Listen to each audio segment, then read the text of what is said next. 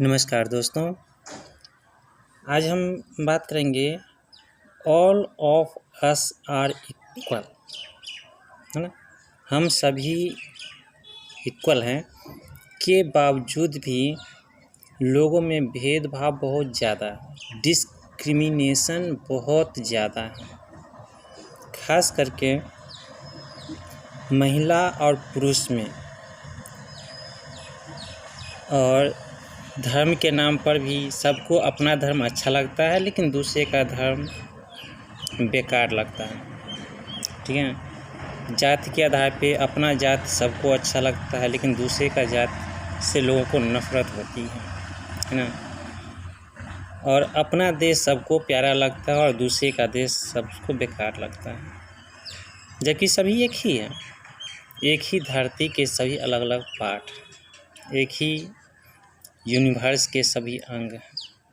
सबको उसी नेचर ने, उसी गॉड ने, उसी ईश्वर ने बनाया है।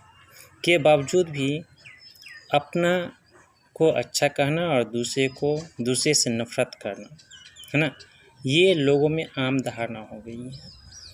तो इसी को लेखक ने अपने कविता के माध्यम से रखा है, पोएम के माध्यम से रखा है। कवित्री हैं इसके जेनेट एस वाटफोर्ड। इन्होंने एक पोएम लिखी है डिस्क्रिमिनेशन। तो यहाँ पे जैसा कि हम देख रहे हैं, डिस्क्रिमिनेशन यानी भेदभाव। तो अगर किसी के साथ भेदभाव होता है तो उसके हृदय पर क्या प्रभाव पड़ता होगा? वह नफरत किससे करेगा? ईश्वर से नफरत करेगा। ईश्वर ने हमें ऐसा क्यों बनाया? या उन लोगों से, या समाज से, राष्ट्र से, देश से किससे नफरत करेगा? किससे प्यार करेगा? उसकी ज़िंदगी का उद्देश्य क्या होगा? इन सब पे लेखक ने अपने विचार डाला है। देखते हैं डिस्क्रिमिनेशन का एक पार्ट, क्या परेशानी हो सकती है, क्या कहना चाहते हैं और होना क्या चाहिए। तो लाइन बाय लाइन पढ़ते हैं इस पोएम को।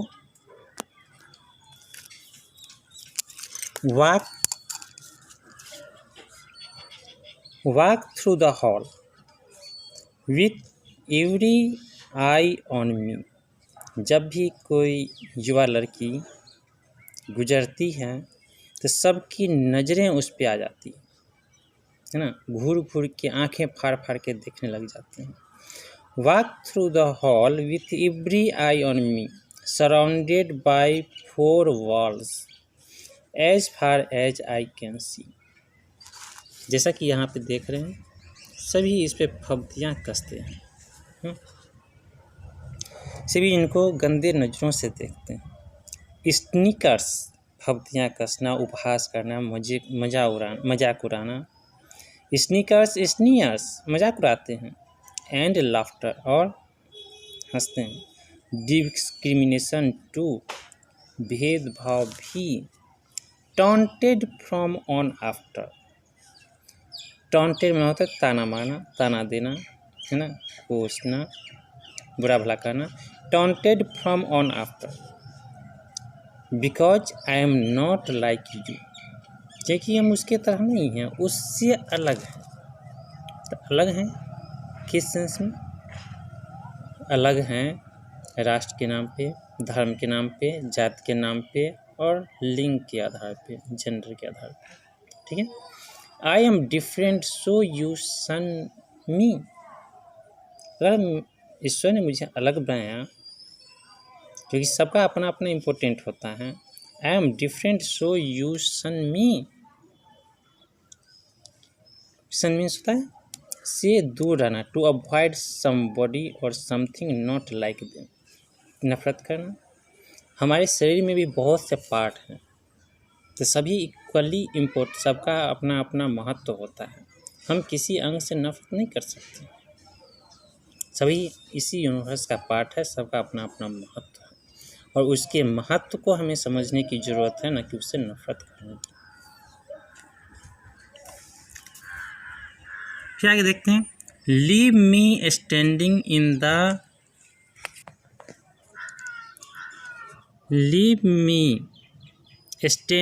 The rain. मुझे बारिश में छोड़ देना। यू हर्ट मी दो यू सी। तुम मुझे दुखी जीवन जीने पे दुख देते हुए छोड़ देते हो।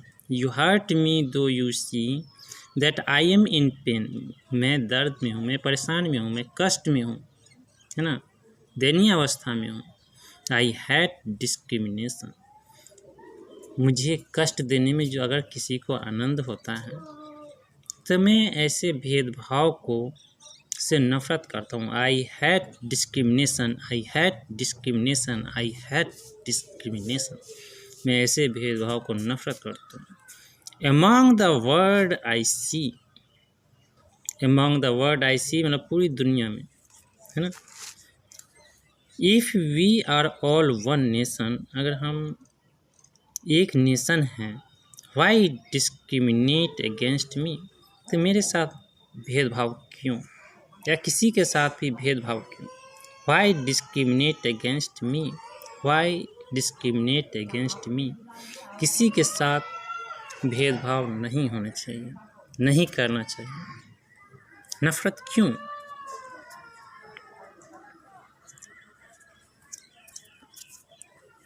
देखते हैं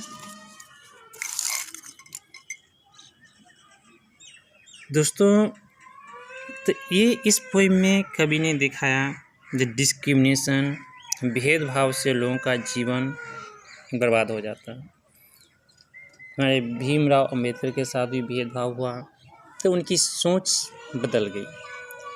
धर्म, लास्ट में धर्म भी बदलना पड़ जाता है लोगों को, है ना। लेकिन अगर लिंग के आधार पे किसी लड़की के साथ अगर भेदभाव किया जाता है, महिला के साथ भेदभाव किया जाता है, तो वो क्या करे? सुसाइड कर ले, या और क्या हो सकता है? डिस्क्रिमिनेशन, भेदभाव हटाने के क्या उपाय हो सकते हैं? कैसी शिक्षा दी जाती है? आज जहाँ शिक्षा का स्तर केवल स्कूल कॉलेज में फॉर्मेलिटी के नाम पे हो रहा है, कैसी शिक्षा दी जा रही है नागरिकों को, शासन प्रशासन को, बुद्धिजीवियों को, जो दिन प्रतिदिन